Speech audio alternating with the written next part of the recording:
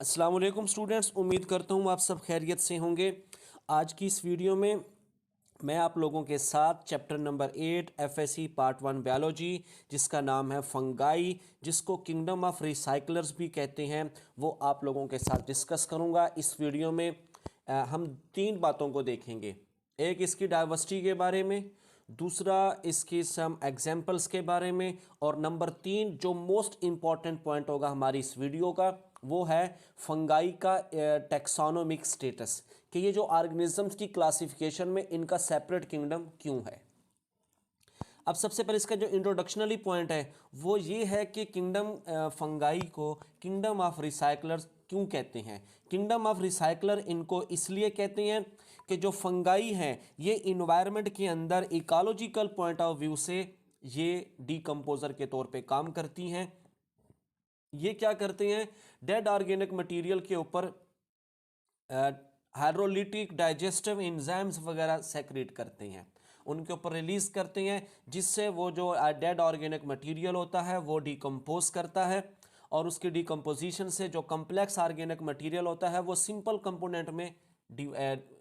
Component में वो तकसीम हो जाता है, और उन सिंपल कंपोनेंट को ऑर्गेनिजम्स अगेन अपटेक करते हैं, बॉडी में मेटाबॉलिज्म करके अपनी बॉडी में उनकी एसिमिलेशन करते हैं, यानी दोबारा से वो अपनी बॉडी पार्ट बना लेते हैं उनको। हम अपने फर्स्ट पेज पे चलते हैं। सबसे पहली लाइन में वो ये बता रहा है कि approximately 1 lakh species of organisms called fungi are known, कि अब तक ना 1 लाख स्पीशीज हैं फंगाई की जो डिस्कवर हो चुकी हैं, और बहुत सारी ऐसी फंगाई हैं जो अभी भी डिस्कवर होना बाकी हैं। यानी दुनिया में ये जो डिस्कवर्ड इनकी जो तादाद है, इससे ज़्यादा फंगाई दुनिया में मौजूद हैं। सेकंड पॉइंट्स में, सेकंड लाइन में वो ये बताएगा कि फंगाई बहुत सारी ऐसी हैं जो कि पैथोजेनिक हैं। यानी पैथोजेंस किसे कहते हैं, organism that cause disease in other organisms. जैसा कि रस्ट एक फंगस है, समट एक फंगस है, ये कॉर्न और वीट के लिए क्या है, ये डिजास्टर्स हैं, उनमें डिजीज पैदा करते हैं। मोल्ड्स हैं found growing on important crops and food stuff. अब मोल्ड्स के बारे में एक आप लोगों ने जो हमने लास्ट वीडियो में देखा था कि 7 चैप्टर में, जो कि वाटर मोल्ड्स हैं, अब ये क्या करते हैं, क्रॉप्स को डैमेज करते हैं, फूड स्टफ को डैमेज करते हैं, ये उनको इनके मुख्तलिफ किस्म के डिजीज़ पैदा करते हैं, जिससे क्या होता है फिर जिसका नतीजा क्या होता है कि अदर ऑर्गेनिजम्स को शॉर्टेज ऑफ फूड का सामना करना पड़ता है। अब बहुत सारी ऐसी फंगाई हैं जैसे कि मशरूम है, ट्रफल्स हैं, लाइन नंबर 4 में ट्रफल्स हैं, मोरल्स हैं एंड अदर ऑर्गेनिज्म। तो ये क्या डिलीशियस हैं, इनको हम फूड के तौर पे यूज़ करते हैं। अब इसी तरह कमर्शियली तौर पर पेनिसिलियम को यूज़ किया जाता है। पेनिसिलियम एक फंगस है जो कि ड्यूटेरोमाइसीड से बिलोंग करती हैं, और ये इम्परफेक्ट फंगाई हैं। अब इनको कमर्शियली तौर पर यूज़ करके एंटीबायोटिक हासिल की जाती है, और उसका नाम क्या है, पेनिसिलिन है। इसी तरह यीस्ट है, जिसे बेकरीज इंडस्ट्री में, ब्रेवरीज इंडस्ट्री में यूज़ किया जाता है, किस पर्पस के लिए, फर्मेंटेशन के लिए, फूड मटीरियल हासिल किया जाता है।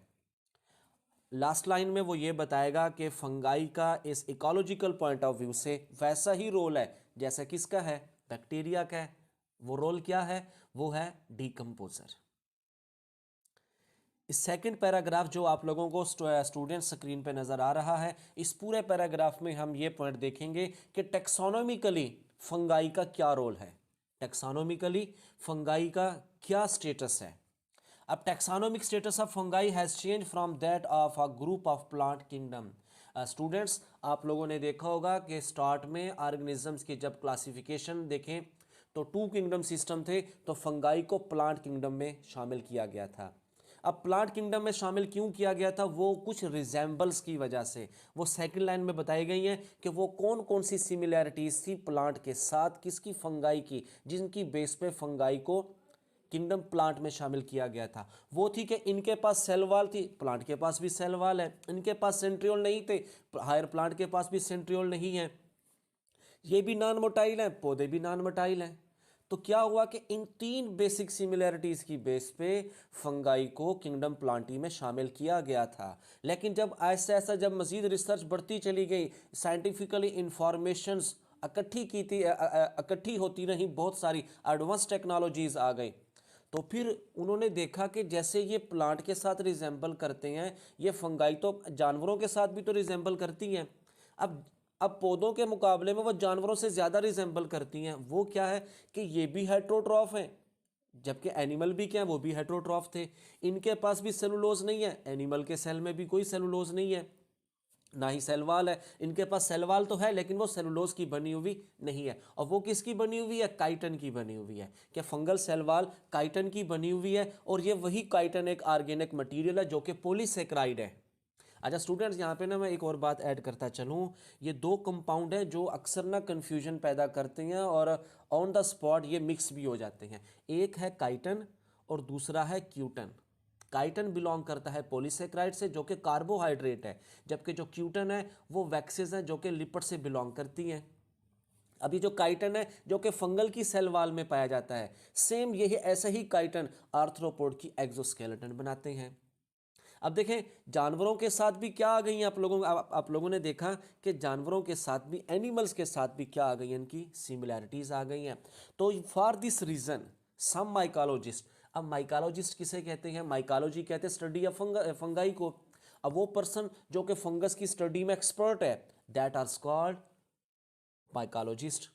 Think that fungi and animal probably arose from a common ancestor. अब वो उन्होंने देखा कि जैसे इन दोनों की आपस में सिमिलैरिटीज हैं, वो अब उनकी थिंकिंग है क्या पता ये इनका इंसेस्टर एक हो। लेकिन fungi are different from animal, लेकिन फंगाई जानवरों से भी डिफरेंट है। अब वो क्या है कि इनके पास सेल वाल है, जबकि जानवरों के पास तो सेल वाल नहीं है। Animal cells have no cell wall, but fungal cells have cell wall.